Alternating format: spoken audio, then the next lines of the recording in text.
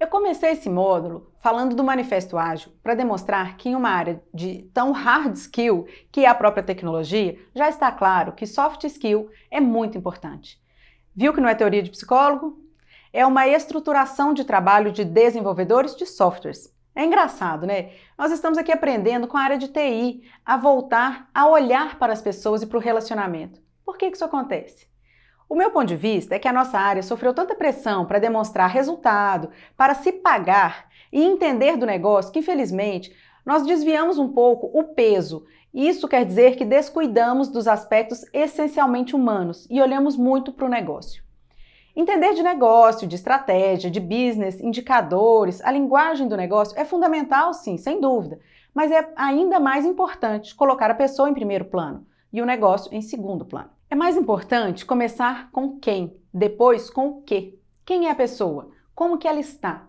Depois é que vem o que ela está te solicitando, para quando, qual é o orçamento disponível. Lembra que no módulo anterior, de competências de consultoria, eu falei para você se lembrar da orientação de começar primeiro com a pessoa e depois com o processo? Eu vou aqui te contar uma situação que aconteceu comigo. Logo que eu assumi o papel de business partner na fábrica de alumínio da Alcoa em São Luís, eu marquei uma conversa com o superintendente de operação para conversar com ele sobre os engenheiros da área dele. E naquela época, 15 anos atrás, era muito comum recrutar engenheiros aqui de Minas e de São Paulo também para levar lá para São Luís. Eram especialidades que não tinham na época lá no Maranhão. E todo ano a gente selecionava um grupo de engenheiros e um indicador crítico para o próprio RH acompanhar era o turnover desse grupo de engenheiros.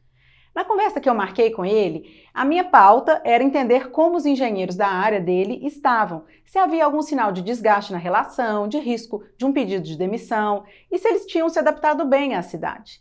E eu fui para a reunião com essa pauta, porque era estratégico monitorar como cada um estava se adaptando na cidade. Era um indicador muito importante que era acompanhado constantemente. Chegando lá, eu comecei a conversar sobre os engenheiros da área. No primeiro minuto de conversa, ele já me cortou, falando que reter engenheiro era o menor dos problemas dele, que o que ele precisava era cortar gastos de hora extra dos empregados de turno, que o problema era o deslocamento entre o vestiário e o posto de trabalho, que esse tempo de deslocamento estava acima da tolerância do acordo coletivo.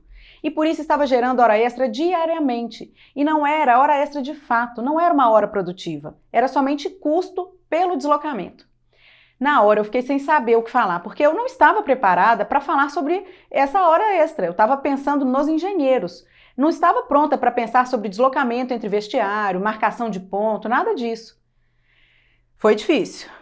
Você já passou por isso? Ir para uma reunião com toda a segurança de tratar um determinado assunto que é estratégico, que é do negócio, e chegando lá, o problema da outra pessoa é completamente diferente do que você estava imaginando? Naquela situação, eu fui primeiro no problema, um indicador de turnover de engenheiro, e não me importei com a pessoa. Como aquele superintendente estava? O que era importante para ele no momento? Quantas vezes, é sem querer, é claro, que você já não fez isso? Já chega com uma pauta, uma pendência para resolver e nem percebe como a outra pessoa está, o que é crítico para ela naquele momento. Por mais que você esteja com pressa e que o assunto seja urgente, você precisa entender o momento do outro.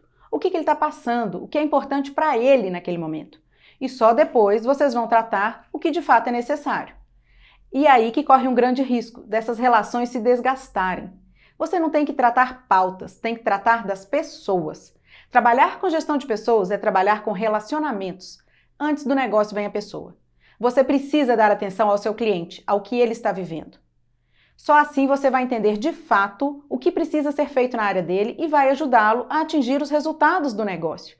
Por isso que eu digo, atender é diferente de se relacionar. Atender é uma expressão que se usa para falar da nossa área de uma forma até negativa. É falar que estamos atuando como tirador de pedido.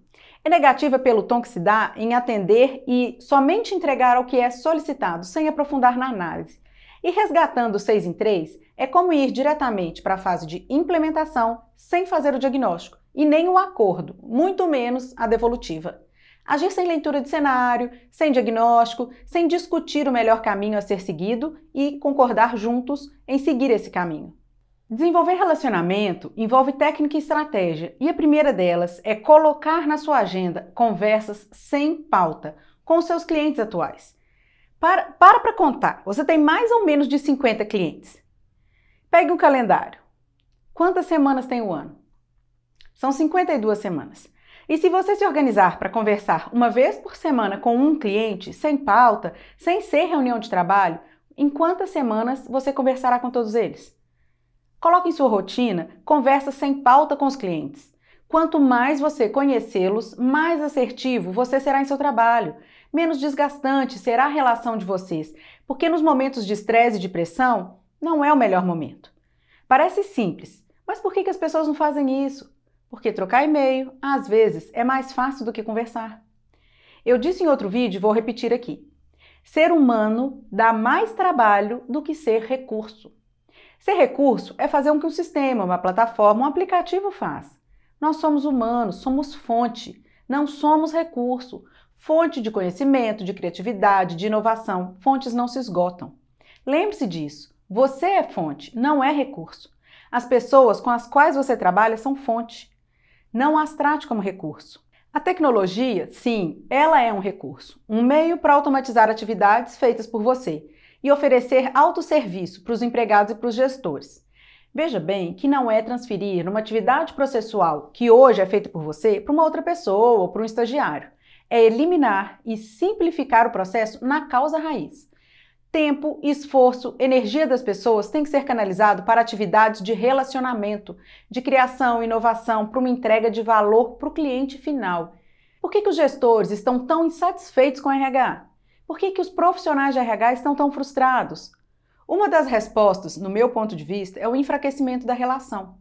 Relacionar passa por conversas, por escutar, por conhecer o outro, para fortalecer o vínculo e construir uma base de confiança. Se você conversa com os clientes somente quando eles vêm te fazer um pedido, você não tem condições de saber a fundo sobre a área dele. Serão conversas rápidas, focadas na resolução daquele problema que é urgente. Em geral, as conversas são com nervos à flor da pele.